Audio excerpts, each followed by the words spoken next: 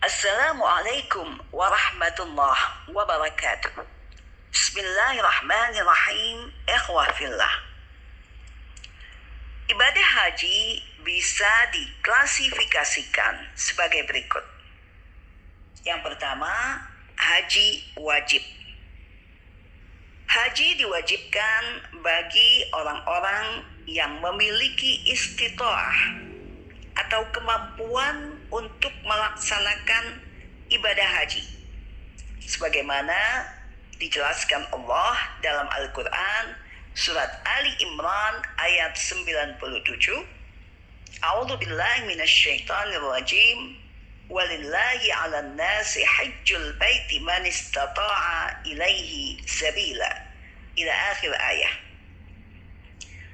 Yaitu haji wajib bagi orang-orang yang memiliki kemampuan untuk melakukannya. Istita'ah atau kemampuan ini bisa dibagi ke dalam dua bagian. Yang pertama, yaitu orang tersebut mampu melaksanakan secara langsung. Dia mampu berhaji melaksanakannya sendiri karena dia sehat fisik dan mentalnya, rohani dan jasmaninya. Juga dia memiliki cukup harta, cukup ongkos untuk berhaji, memiliki bekal untuk berhaji, dan dia juga memiliki cukup uang untuk menafkahi keluarganya yang ditinggal selama dia berhaji sampai dia kembali. Adapun bagian yang kedua, yaitu orang yang memiliki kemampuan dari segi harta, tetapi fisiknya tidak mampu. Dia memiliki fisik yang lemah atau memiliki sakit berat, sehingga dia tidak bisa melaksanakan ibadah haji secara langsung. Sehingga dia mengamanahkan kepada salah seorang keluarganya atau orang lain untuk melakukan badal haji, untuk melakukan haji pengganti untuk dirinya. Kemudian yang kedua adalah haji sunnah. Haji sunnah ini dilakukan oleh seseorang yang sudah pernah berhaji. Allah memberikan rizki dan kemampuan lagi baginya untuk kembali melaksanakan ibadah haji di tahun yang lain. Maka hajinya ini adalah haji sunnah. Yang ketiga, haji qadha, yaitu haji yang diulang. Haji qadha atau haji yang diulang ini dilakukan oleh seseorang apabila hajinya tidak sah, yaitu dia melanggar larangan ihram, atau dia melanggar rukun haji. Di antara rukun haji adalah wukuf di Arafah. Misalnya dia tidak melakukan wukuf di Arafah, maka hajinya tidak sah. Dan hajinya ini harus diqadha, harus diulang di waktu yang lain.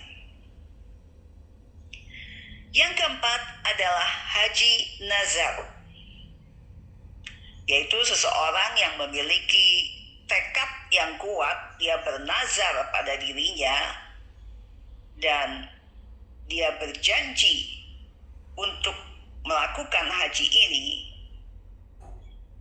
Dia berjanji pada dirinya dan juga berjanji kepada Allah Subhanahu wa Ta'ala. Misalnya, apabila dia sukses dalam berusaha, maka dia akan melakukan ibadah haji. Maka ini adalah haji nazar. Dan yang kelima, yaitu haji badal atau haji pengganti, yaitu seseorang yang menerima amanah untuk melaksanakan haji, menggantikan orang yang memberi dia amanah, dan orang ini bisa salah seorang keluarganya, bisa juga orang lain yang diberangkatkan dengan menerima uang ongkos untuk haji, dengan syarat orang yang melaksanakan badal haji ini dia harus sudah haji untuk dirinya sendiri. Maka ini disebut dengan badal haji atau haji pengganti. Demikian klasifikasi haji secara singkat. Dan bagi orang-orang yang diberi Allah kemampuan untuk melakukan ibadah haji, tapi dia enggan melakukannya. Misalnya Allah beri dia kesehatan, Allah beri dia rizki yang banyak, tapi dia selalu menunda-nunda ibadah haji, dia enggan melaksanakannya. Maka orang-orang ini apabila belum sempat dia melakukan ibadah haji, dia sudah meninggal dunia, maka dia akan menghadap Allah dengan penyesalan. Sebagaimana yang dijelaskan dalam surat Al-Mu'minun ayat 99, yaitu A'udzubillahi minasyaitonirrajim, Rabbirji'un la'alli a'malu salihah fima taraktu. Sadaqallahul azim. Ya Allah, kembalikanlah aku, hidupkanlah aku kembali ke dunia agar aku bisa melakukan kebaikan yang telah aku tinggalkan. Demikian permohonan orang-orang yang menyesal tadi, karena di saat mereka hidup di dunia selalu menunda-nunda untuk melakukan kebaikan, di antaranya melakukan ibadah haji.